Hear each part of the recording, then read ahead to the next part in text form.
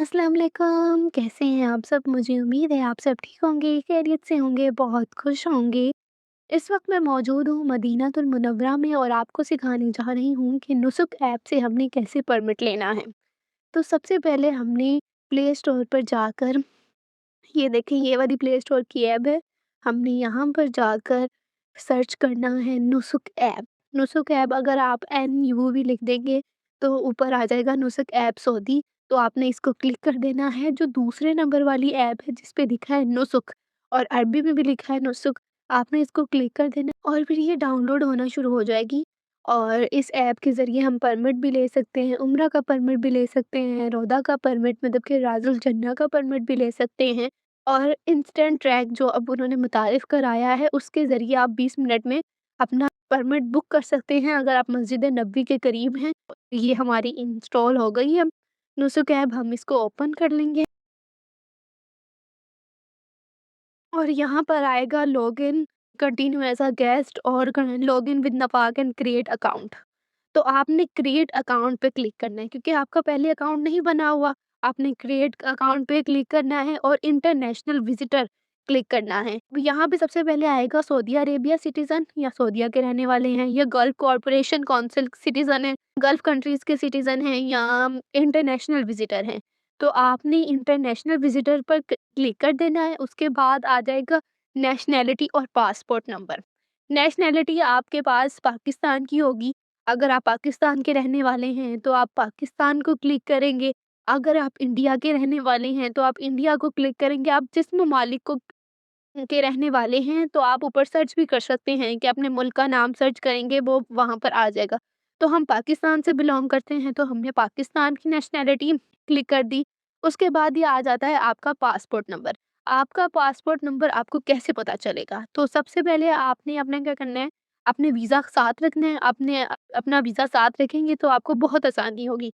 ऐसे का आपका वीज़ा होगा तो वीज़े में सबसे पहले आपके ये देखें लास्ट पे लिखा है पासपोर्ट नंबर, यहाँ पर लिखा है देखें पासपोर्ट नंबर, पहले वीज़ा नंबर लिखेगा, date of issue, valid until और stay, duration of the stay और पासपोर्ट नंबर। पासपोर्ट नंबर जहाँ पे लिखा है उसके आगे जो नंबर लिखे लिखे हैं आपने वहाँ पर आपने देख लेना है और वो वाला जो नंबर होंगे आपने यहाँ पर पासपोर्ट नंबर पर लिख देने हैं।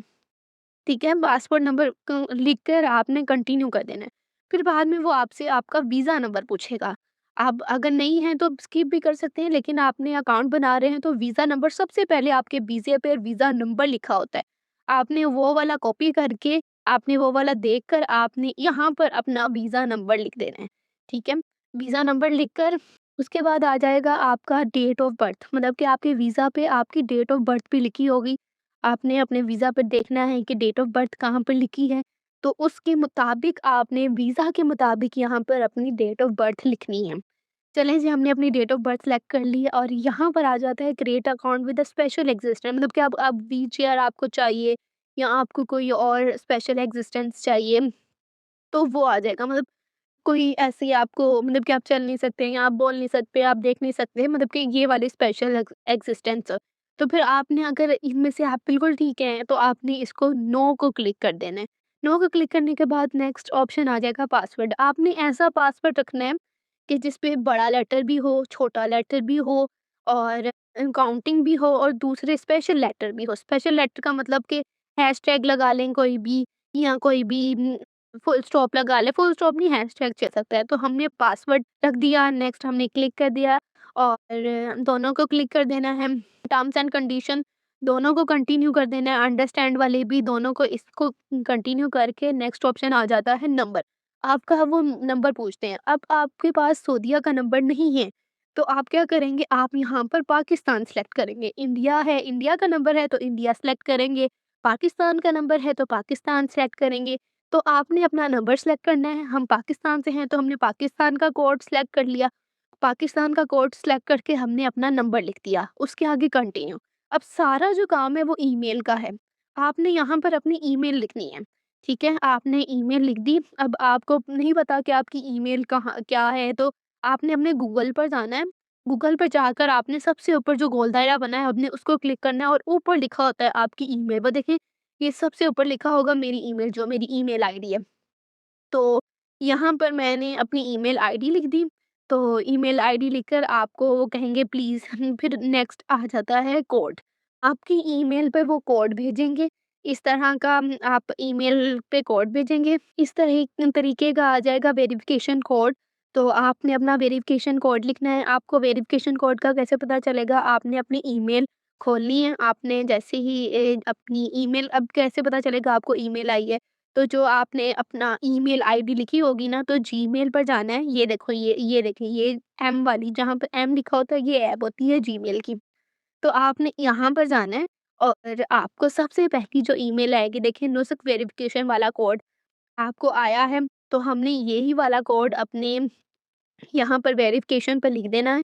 और जैसे ही वेरिफिकेशन कोड हम लिखेंगे तो आपको नेक्स्ट पे नेक्स्ट पे क्लिक कर देना है और सारा ये आपका अकाउंट बन गया है। मतलब कि अब ये आपका अकाउंट बन गया है। ऐसे का सबसे पहले वॉलपेपर आएगा, नोसो कैप का ऐसे का वॉलपेपर आएगा। आपने उम्रा परमिट भी आप सेलेक्ट कर सकती हैं। ये जो ब्राउन कलर का है ना, ऊपर लिखा है उम्रा परमिट, तो ये है उम्रे के लिए परमिट। लोग अक्सर इसका परमिट ले लेते हैं और कहते हैं हमने रौदा का परमिट ले लिया है, लेकिन ऐसा नहीं है, ये उम्रा का परमिट है।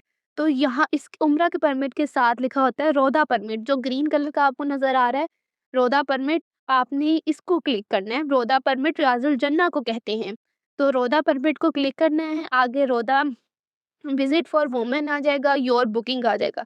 आपने रौदा विजिट फॉर वुमेन को क्लिक करना है और उसके बाद आप क्लिक करेंगे तो आपको आ जाएगी ये डेट वगैरह, विजिट डेट। आपने अपनी डेट्स चूज़ करनी है। आप देखें कि यहाँ पे अभी डेट नहीं आ रही, हम 1-2 दिन बाद ट्राई करेंगे। अभी देखें दिसंबर का लास्ट वीक चल रहा है, दिसंबर का लास्ट है, तो इस वजह से आपको यहाँ पर कोई डेट शो नहीं हो रही, कोई बुकिंग अवेलेबल नहीं है।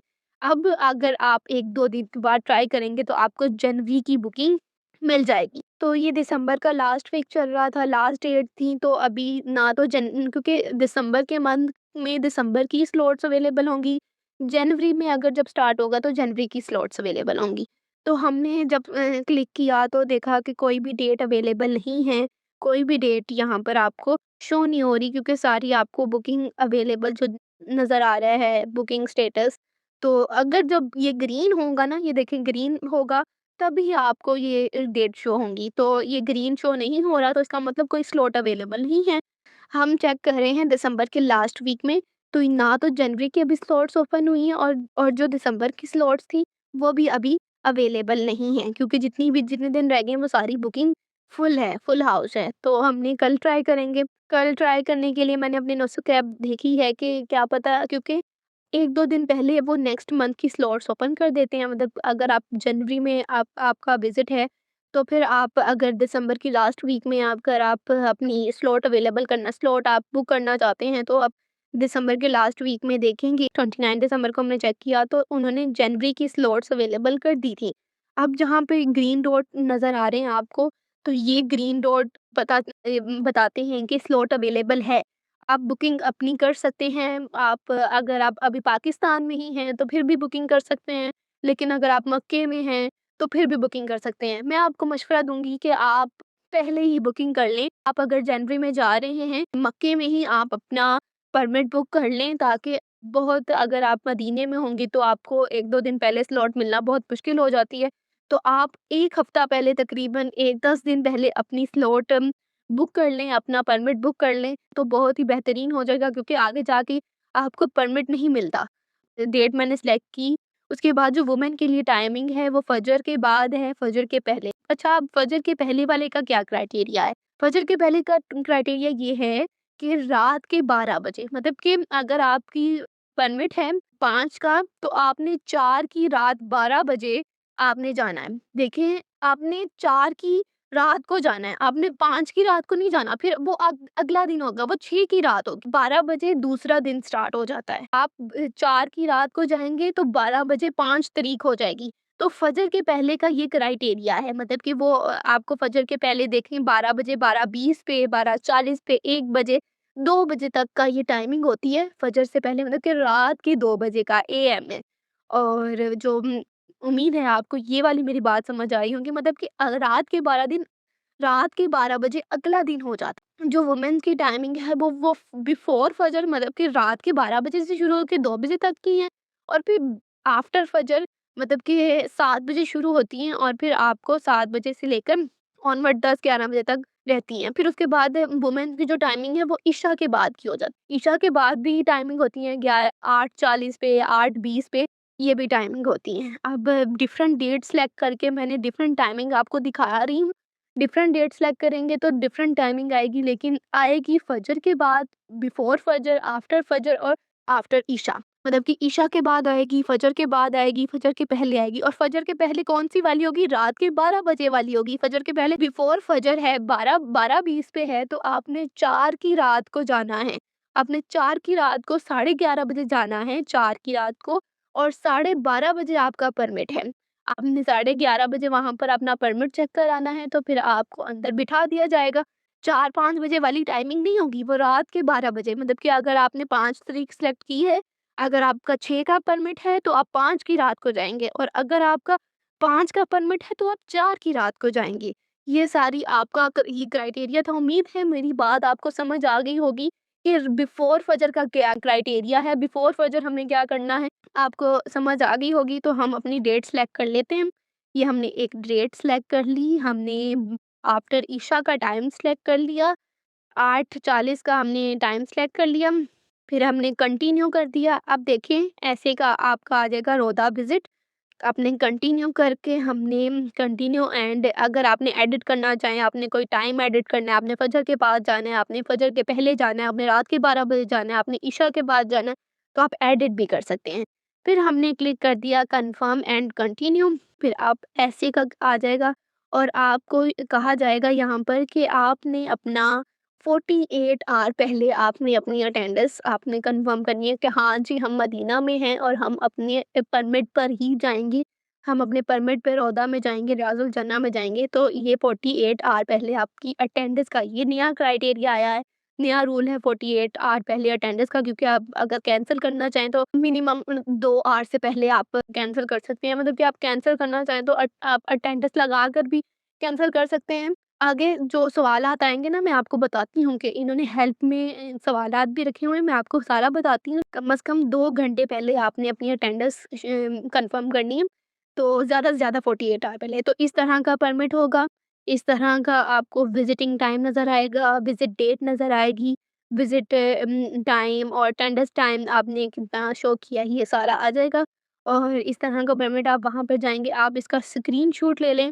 स्क्रीनशॉट लेकर आप इसको मतलब कि इसको रख लें, फिर जब आपने वहाँ पे जाना है, आपके पास इंटरनेट नहीं होगा, तो आप वहाँ पे स्कैन करा लें। तो स्कैन कराएँगे, तो आपको जाने देंगे। आप स्क्रीनशॉट पे भी आप स्कैन कर लें।